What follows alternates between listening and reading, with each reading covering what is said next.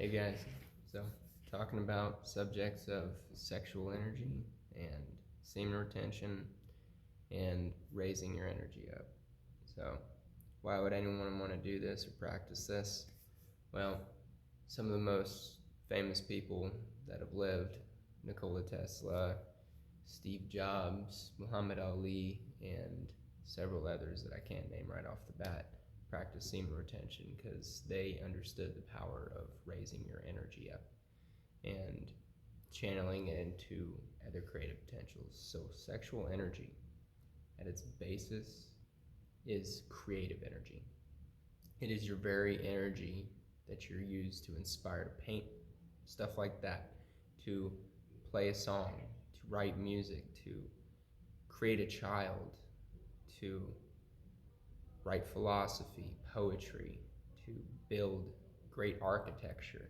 It is the very energy that underlies all things. It's creative energy itself. And its most potent form for men is semen, stored in the testicles, and for women, it's stored in the ovaries. And I'm not as familiar with the female side of things, obviously, so I'm speaking from what I'm experienced on. That's from the male side of things. Now, I am no master at any of this. I am a student just like anyone else, and what I can tell you is my personal experience. So, let's get into a real big one: porn. Pornography and sex has been turned into kind of a drug, kind of a escape mechanism, kind of a short little high like opiates or smoking or drinking. It's been turned into a drug and a fad. The sacredness and the true energy behind it has been taken away from the Western culture. And I myself had been addicted to porn for about a decade, since I was like 13 years old to 23. And on and off, I started practicing semen retention and trying to get away from it more. And it's been about a year and a half that I've consistently had decent practice with it, with occasional slip ups, occasional self sabotaging and backsliding. I'm human just like anyone else. But the biggest thing that's important is just like no one learns to play guitar overnight, no one learns to skateboard overnight, no one learns any skill overnight. It's the same with this. So, in my personal experience, for years couldn't remember a time that I'd gone more than a week without masturbating or anything like that. So I would always feel drained. I would always feel confused. I was never in touch with my emotions.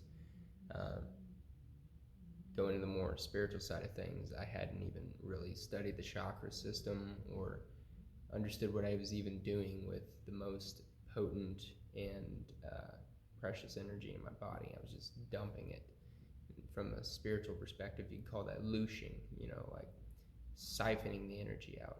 Porn is just there for us to get a release or all sorts of uh, neurotic reasons.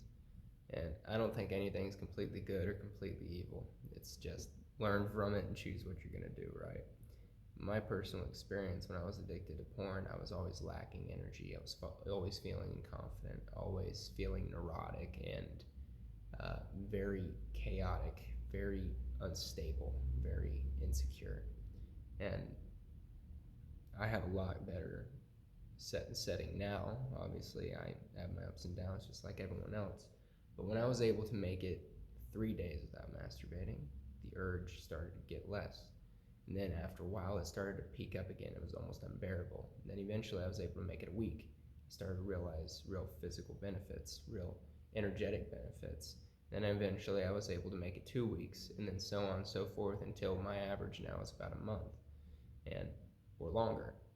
And from there, I just have so much more energy to be motivated, to study philosophy, to learn breath work, to learn yoga, to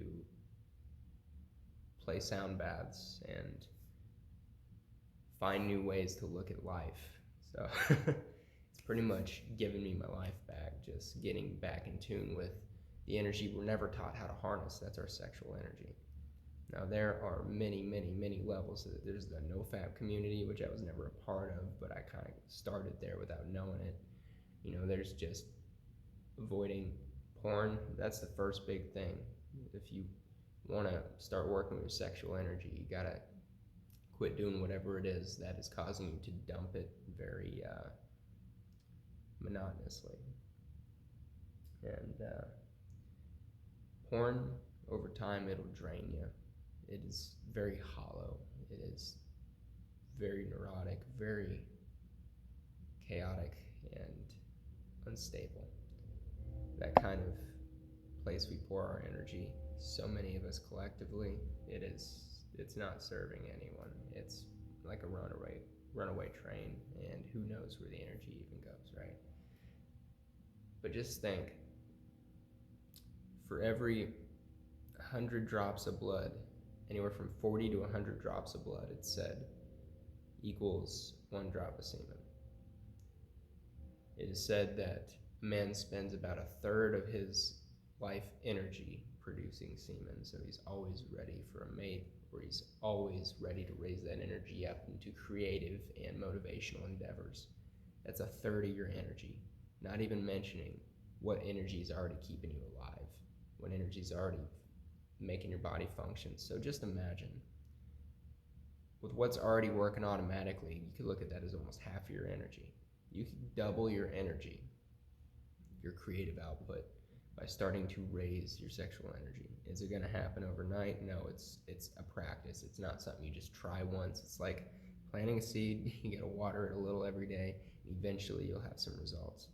And you'll learn in the process what works and doesn't work. But why am I really telling you all this?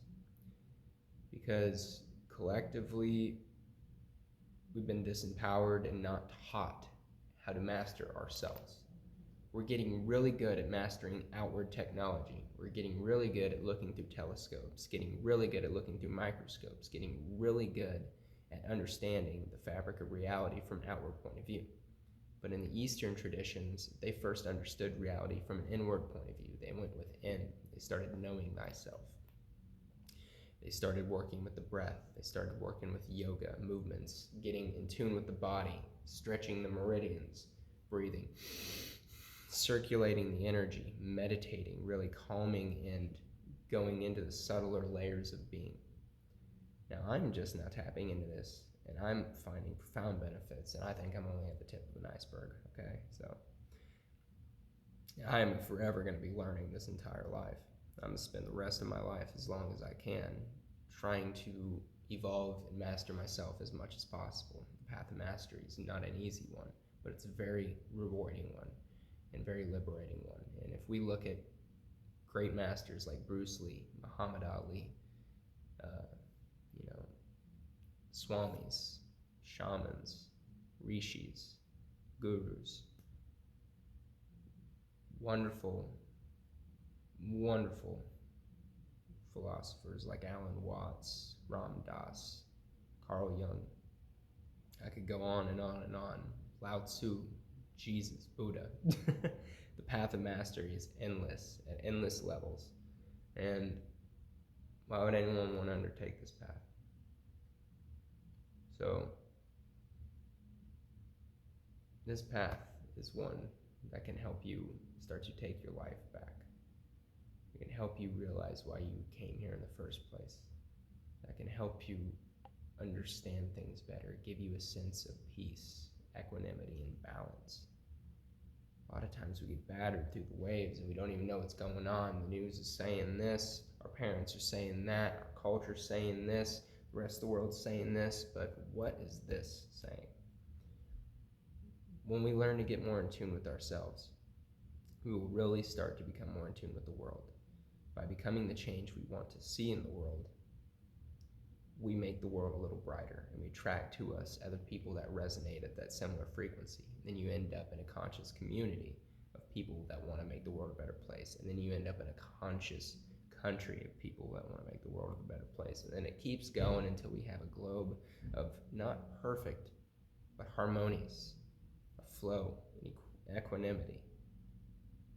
And I'm going to put out more videos like this going forward, so I'll keep this short and leave this here. But yeah, if you are drained of energy and you're really wanting to find a way to start getting your life back, at the very least, getting out of the things that would siphon your energy, be that a drug addiction, be that a porn addiction, be that a video game addiction, be that drinking, be that binge eating, whatever it is that is just siphoning your energy gung-ho into it. What can you do with all that extra energy? Who can you be with all that extra energy? Who can you help and motivate with all that extra energy? What kind of life do you want to live? It's not going to be easy to get out of your addictions and to charge forward and do better, but it'll be very rewarding. And you may fall down, but if you keep getting up, you will keep uncovering new layers of yourself. And we get out more than we can ever give ourselves credit for. Love and peace and wisdom. Namaste.